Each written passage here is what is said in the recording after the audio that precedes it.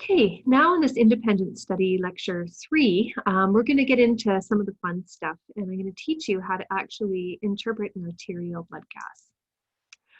So before we start, we're going to think about some of the components of an arterial blood gas and how they are reflected in terms of the body being in an acidotic or an alkalotic state.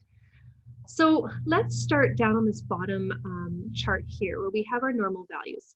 So we have our body's pH, and we know that the normal range of a pH is 7.35 to 7.45.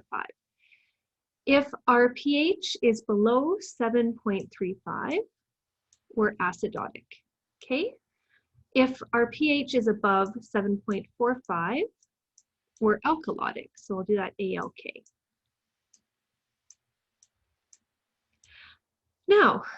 Now we have our PCO2. If we have low levels of PCO2 in our lungs, it means we have less carbonic acid. So we are going to be alkalotic, okay? If we have high amounts of carbon dioxide in our lungs, so greater than 45 millimeters of mercury, we're going to be acidotic, okay? Now, let's look at bicarbonate and what's happening in our kidneys. If we have low bicarbonate, bicarbonate's a buffer, we are going to be acidotic. But if we have high amounts of bicarbonate, so greater than 28 millimoles per liter, we're going to be alkalotic.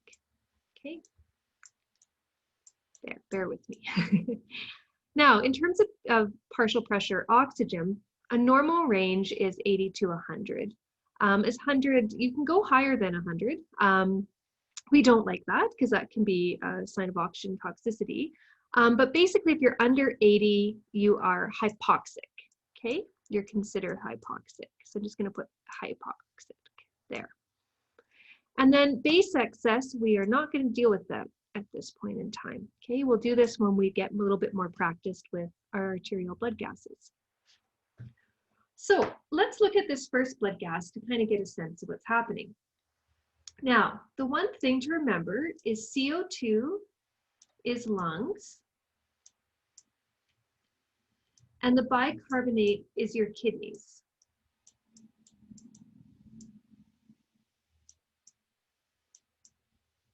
I wish I could tell you my handwriting was better in real life, but it's not. Okay.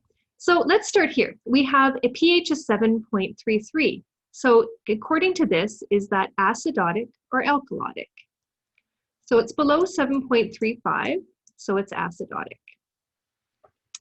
Now we have a PCO2 of 52, so it's increased. Is that acidotic or alkalotic? So it's above 45, it's at 52, so again, this is acidotic. Now, let's look at our bicarbonate.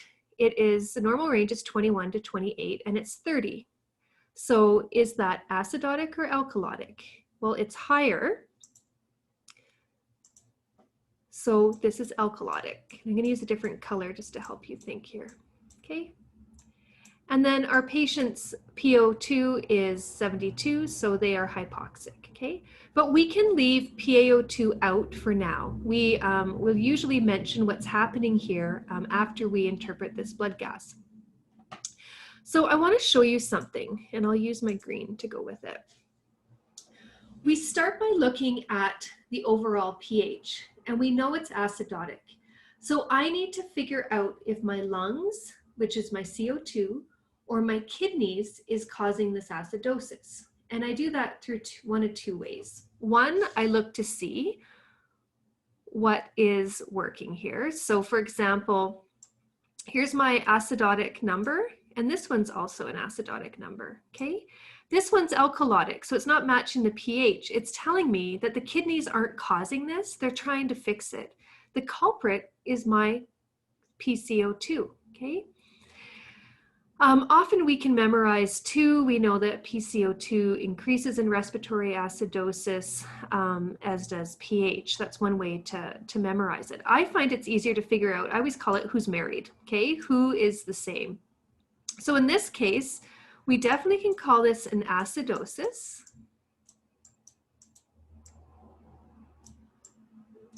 Sorry guys, this is painful to do, probably painful to watch too. And we know it's the respiratory system because it's our carbon dioxide that's causing the issue. So this is called respiratory acidosis, okay? Now, what do we do with this PaO2? Well, what we can say is the patient has respiratory acidosis with hypoxia, okay? So hypoxia is a lack of oxygen. If they had a normal PaO2, we wouldn't have to say anything, okay? Because it's normal. So this is a respiratory acidosis with hypoxia. So let's try another one.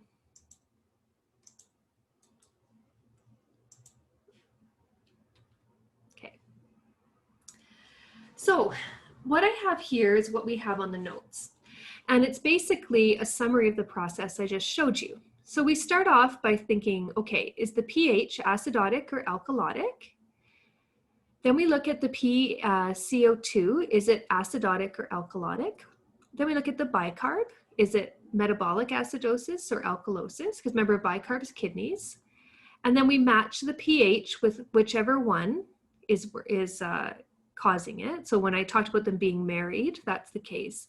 And then we look at compensation. And I will talk about compensation in a little bit. And then, of course, we assess the PaO2 and the O2 sat. So let's do this together. So here, this was Simon's blood gas. His pH is 7.32. So we know that that is an acidotic state, okay? His PaCO2 is 80, so that's above here. So remembering that's an acidotic state.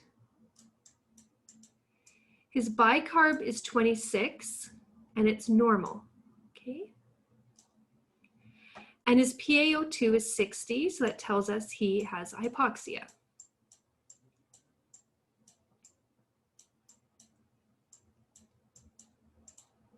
So what's matching here? Well, our PaCO2 and our pH are both acidotic. So again, we have a respiratory acidosis.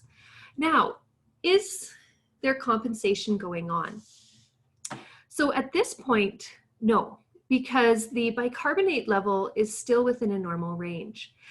If we were seeing compensation, we would see a very high trend towards the opposite of the acidosis. So for example, if the bicarbonate went up to 30 millimoles per liter, so see here, if it's greater than 28, it's more basic. That would tell us that the kidneys are working and they're trying to get the pH back into a better range, okay? So this we would just call respiratory acidosis with no compensation. So let's do another one. Here we have a pH of 7.46. So we ask ourselves, is that acidotic or alkalotic? So because it's greater than 7.45, it is alkalotic this time. Now, our PaCO2, we know that the reference range is 35 to 40, and if it's below 35, it's alkalotic, okay? Too little CO2 means little acid. Now we're looking at our bicarbonate, and it's 16. So you'll remember that our normal bicarbonate levels were between 21 and 28. So when we're low on bicarbonate, so below 21, we're in an acidotic state. And then the PaCO2 is 80, which is normal. So this time we're in an alkalotic state, and we know our PaCO2, which is our lungs, is also in an alkalotic state, but our kidneys are in an acidotic state. So this is respiratory alkalosis with metabolic compensation, okay? Because it's actually trying to get our pH to a normal level. And I'll talk about in the live lecture this difference between partial compensation and full compensation. But I think at this stage, as long as you can identify compensation, that's great. So let's do another one. So if you're having trouble with this, I want you to go back here. And I want you to print out this little normal arterial blood gas values, and I want you to write exactly what I have here, okay? So is it acidotic or alkalotic on each side? And then refer to this until you get comfortable memorizing these lab values. Okay. So here, we have a pH of 7.49. So we ask ourselves, is that acidotic or alkalotic? So that is alkalotic because it's above 7.45. Now we have a PaCO2 of 30. So we know our normal reference range is 35 to 45. If it's below 35, then we have alkalosis.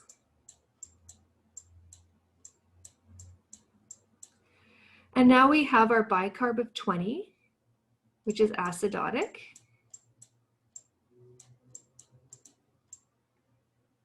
And a PaO2 of 60, which is hypoxic, okay, because it's below 80. So again, we have the same thing happening. We have a respiratory alkalosis with some metabolic compensation. Now I want to show you what a fully compensated blood gas looks like. So this is our same patient here. So we still, this time though, we have a normal pH. We have a PaCO2 of 30, so that tells us that that's on the alkalotic side. We have a bicarb of 17, so that's low, that's acid. And we have a PaO2 of 60, which is hypoxic. Okay, that hasn't changed.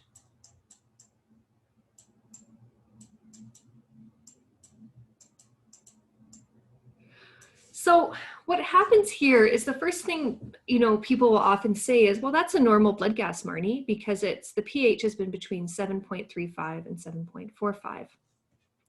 But when I look at my PaCO2, it's not normal. And my bicarb is also not normal.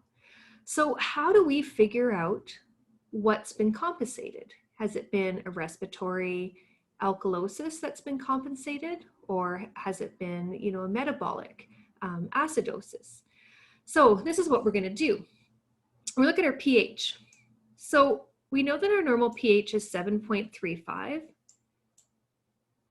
to 7.45. Okay.